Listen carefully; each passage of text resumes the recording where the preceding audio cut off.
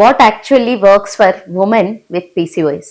ఏది యాక్చువల్లీ పనిచేస్తుంది, ఎక్కడ కరెక్ట్ చేసుకోవాలి పీసీఓఎస్ ఉన్న పేషెంట్ కి, దీనికి సంబంధించిన సమాధానం నాకు క్లినిక్ లో వచ్చిన పేషెంట్స్ జనరలీ ఎక్కువగా అడిగే క్వశ్చన్ అండ్ వాళ్ళకి చెప్పే సమాధానంతో చాలా మంది కన్ఫ్యూజ్ అవుతున్నారు. సో ఇది నాకు వచ్చిన రివ్యూ ప్రకారంగా నేను ఈ వీడియో చేయదలుచుకున్నాను.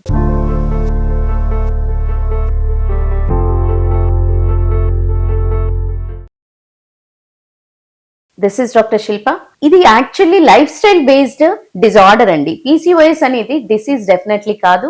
ఇది జస్ట్ ఆర్డర్ బేస్డ్. మీలో ఉండే ఈస్ట్రోజన్ ప్రొజెస్టిరాన్ హార్మోన్ అనేది హెచ్చుతగ్గులు కరెక్ట్ రేషియో లేనప్పుడు వచ్చేది పాలిసిస్టిక్ ఒవేరియన్ డిజార్డర్ అంటారు, లేదా పాలిసిస్టిక్ ఒవేరియన్ సిండ్రోమ్ అంటారు. సో ఈ సిండ్రోమ్ బేసికల్లీ మెటబాలిక్ చేంజెస్ వల్ల జరిగేది. సో ఇది life style, completely life style based. Life style based అంటే కొంతమంది అడుగుతారు, మేము అన్ని పాటిస్తున్నాం మేడం, మంచి ఫుడ్ తీసుకుంటున్నాము, అది హోమ్ ఫుడ్ తీసుకుంటున్నాము, ఏ రకమైన జంక్ ఫుడ్ తీసుకోవట్లేదు, యాక్టివిటీస్ కూడా చేస్తాము, మాకు ఏ రకంగా స్ట్రెస్ లేదు అని చాలా మంది భావిస్తారు. సో ఇది మీరు తీసుకునే లైఫ్ స్టైల్లో ఎంతవరకు వర్కౌట్ చేస్తున్నారు అనేది మ్యాటర్ అవుతుంది. ఒక 10-15 నిమిషాలు మెయింటైన్ చేస్తూ ఉంటే సరిపోదు. అండ్ మీరు తీసుకునే ఫుడ్ ఏ టైంలో తీసుకున్నారు అంటే ప్రాపర్ టైం ఉందా లేదా, అంటే 3 పూటలు తింటున్నాం కదా కరెక్ట్ గా అని అలా కాకుండా మీరు మార్నింగ్ ఏ టైంకి బ్రేక్ఫాస్ట్ అనేది చేస్తున్నారు అనేది ముఖ్యమే, ఎంత శాతం తీసుకుంటున్నారు అనేది ముఖ్యమే.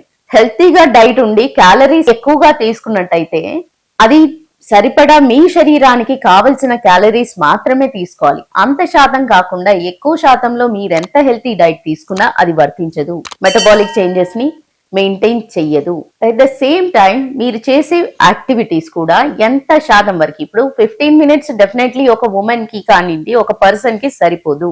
కనీసం 30 నుంచి 45 నిమిషాలు మీరు మీ శరీరానికి టైం కేటాయించి ఎక్సర్సైజ్ అంటూ చెయ్యాలి.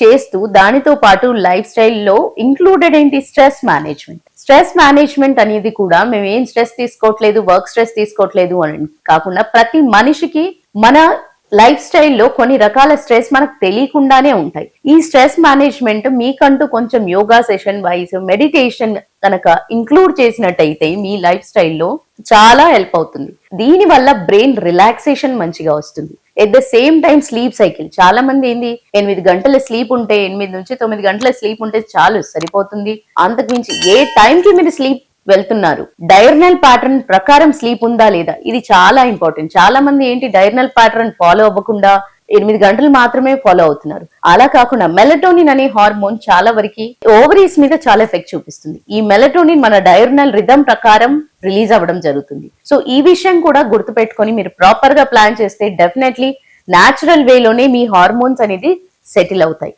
And at the same time ఇప్పుడు నేను ఒక పర్టికులర్ పేషెంట్ గురించి ఏదైతే చెప్తున్నానో ఆ అమ్మాయి అన్ని పాటిస్తుందండి, కాకపోతే ఒక పనిలాగా చేయడం జరుగుతుంది. అంటే తను రిలాక్స్డ్ మోడ్ లో ఇష్టంగా యాక్టివిటీస్ చేయకపోవడం కానీ, ఇష్టంగా డైట్ పాటించకపోవడము, ఇవన్నీ చేంజెస్ రావడం వల్ల అంటే షీఈస్ డూయింగ్ ఎవ్రీథింగ్. తను ఏంటి స్ట్రెస్ఫుల్ గా చేస్తున్నప్పుడు డెఫినెట్లీ అది స్ట్రెస్ తీసుకోవట్లేదు అని అనుకుంటోంది, కానీ ఆ స్ట్రెస్ కూడా హార్మోనల్ ఇంబ్యాలెన్స్ కి కారణం అవుతాయి.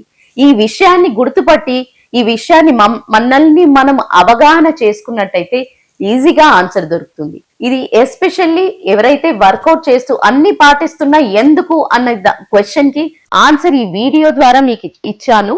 సో ఇది హెల్ప్ అయిందని అనుకుంటున్నాను. Thank you.